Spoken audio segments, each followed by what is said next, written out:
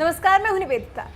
बिहार की सत्ता हासिल करने के लिए तमाम सियासी दल गुणागणित लगाने में जुटे हुए हैं। साल 2015 में जहां एनडीए वर्सेस महागठबंधन की लड़ाई थी, तो वहीं इस बार गठबंधनों की बहार है, जिससे जनता जनार्दन भी कंफ्यूज हो जाए कि कौन किसके साथ है और कौन किसके खिलाफ। इतना ही नहीं, गठबंधनों में शामिल पार्टियां अपना घोषणा पत्र भी अलग अलग जारी कर रही हैं। एनडीए में शामिल बीजेपी और जेडीयू ने जहां अलग अलग घोषणा पत्र जारी किया, तो वहीं महागठबंधन में शामिल कांग्रेस और आरजेडी ने भी अलग अलग घोषणा पत्र जारी किए हैं। आइए आपको बताते हैं, बिहार का रण जीतने के लिए तमाम सियासी दलों ने जनता जनार्दन से क्या क्या वादे किए हैं और क्या क्या संकल्प लिए हैं।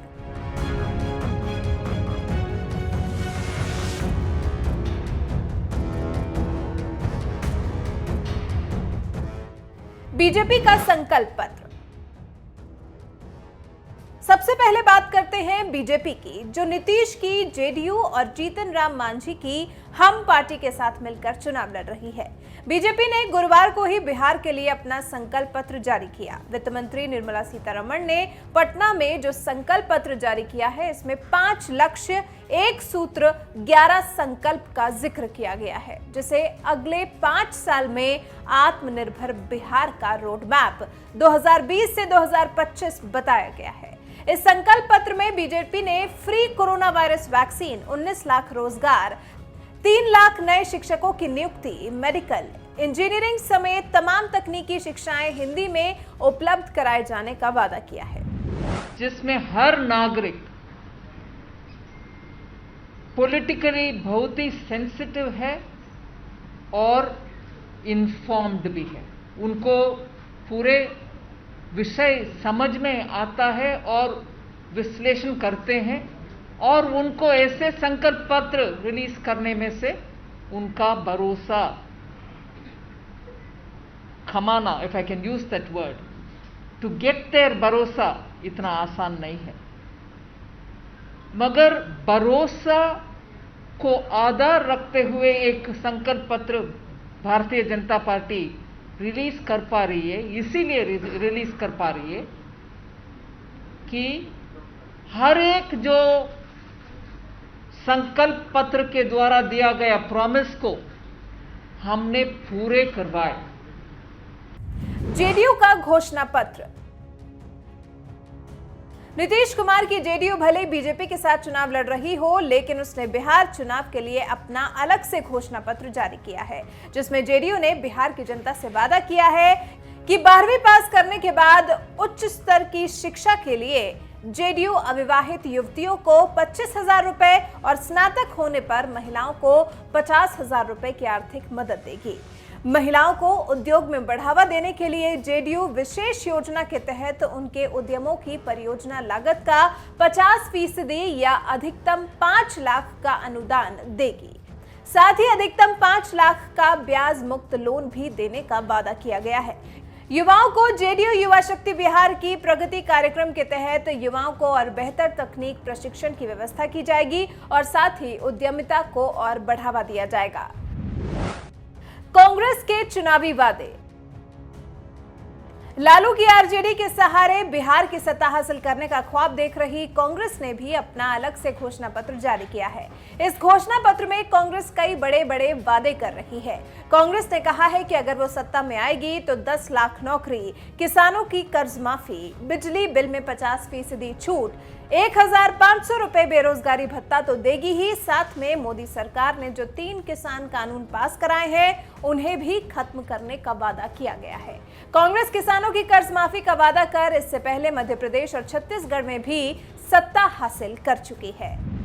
हमने सीधी बात की है, कर्जा माफ, बिजली का बिल हाफ। यहां पे कहीं पे बाढ़ आती है, कहीं पे सूखा है। हमने इरिगेशन को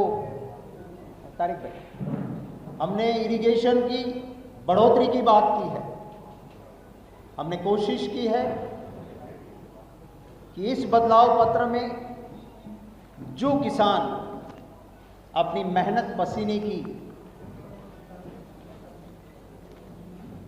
जो भी धान और चीजें पकाते हैं, उनको सही मूल्य मिले, 3 कानून बनाए हैं भारत सरकार ने।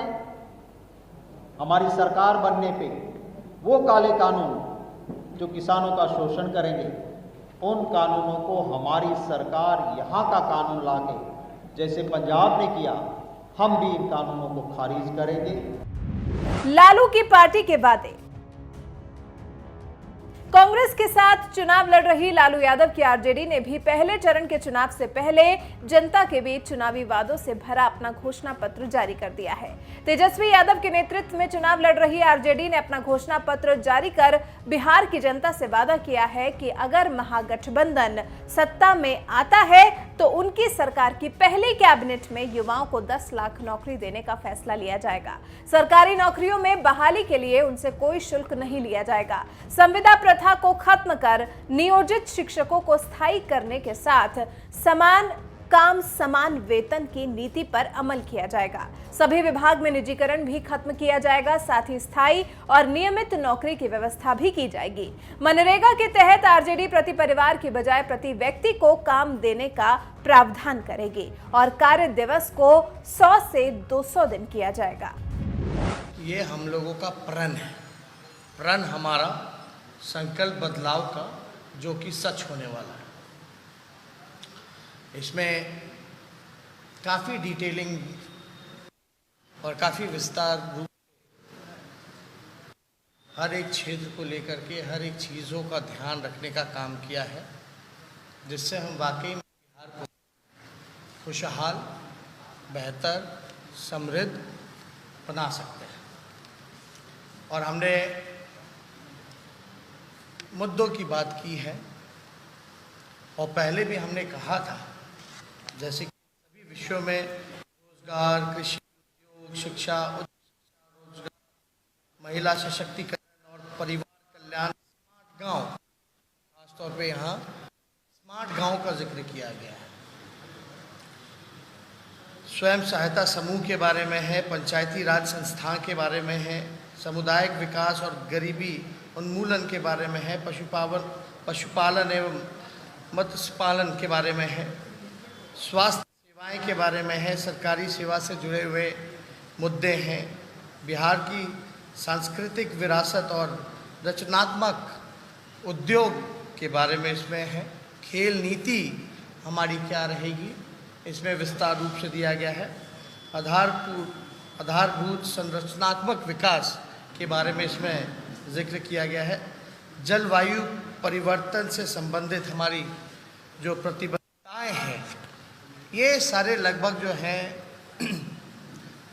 हर एक चीज़ों का हमारा संकल्प बदलाव का। चिराग पासवान के चुनावी वादे। रामविलास पासवान की सियासी विरासत संभाल रहे उनके बेटे और लोक जनशक्ति पार्टी के अध्यक्ष चिराग पासवान ने बिहार में अकेले ही किस्मत आजमाने का फैसला किया है। वो बीजेपी के समर्थन में तो हैं, लेकिन बीजेपी और जेडीयू के गठबंधन के साथ नहीं है। नीतीश कुमार से खार खाए चिराग पासवान ने उन्हीं की वजह से बिहार एनडीए से दूरी बना ली है। अकेले ही चुनावी ताल ठोक रहे चिराग पासवान ने भी अपनी पार्टी का विजन डॉक्यूमेंट जारी किया है, जिसे बिहार फर्स्ट, बिहारी फर्स्ट नाम दिया गया है। चिराग पासवान ने दावा किया है कि इस विजन डॉक्यूमेंट में 4 लाख से भी ज्यादा बिहारियों के विचार को रखा गया है। चिराग ने बिहार की जनता से विकास का वादा किया है, तो साथ में रोजगार और सीता मैया का भव्य मंदिर बनाने का भी वादा किया है। इतना ही नहीं, दिल्ली सरकार की तर्ज पर बिहार की महिलाओं को बस में फ्री यात्रा की सुविधा और अत्याधुनिक कैंसर संस्थान बनवाने का भी वादा चिराग पासवान की तरफ से किया गया है। प्राचीन काल में जब कुछ प्रमुख यूनिवर्सिटीज का जब जिक्र होता था, पुराने जमाने में जब तक्षशिला की बात होती थी, तो वहीं बिहार से हम लोग नालंदा यूनिवर्सिटी पर हम लोग गर्व करते थे। पढ़ा लिखा हमारा प्रदेश, सबसे ज़्यादा IAS IPS ऑफिसर्स देने वाला हमारा प्रदेश, एक ऐसा समय जहाँ देश विदेश से लोग नालंदा यूनिवर्सिटी आते थे पढ़ने के लिए। और वहीं आज आप देखिए शिक्षा की क्या स्थिति हो गई है, किस तरीके से यहाँ पर शिक्षा हर बीतते दिन के साथ बदहाल परिस्थिति में है। मेरे लिए भैया ये आज की भी तारीख में चिंता का कारण है कि क्यों सिर्फ हम बिहारियों को ही दूसरे प्रदेश जाना पड़ता है। कोरोना में अगर आप देखें, लॉकडाउन के समय आप देखें जिस तरीके से कोटा में बच्चे परेशान हो रहे थे, उनकी चिंताएं थी, घर वापस आना चाहते थे, पर मेरी चिंता थी कि आज भी क्यों मेरे बच्चों को कोटा जाना पड़ता है पढ़ाई के लिए।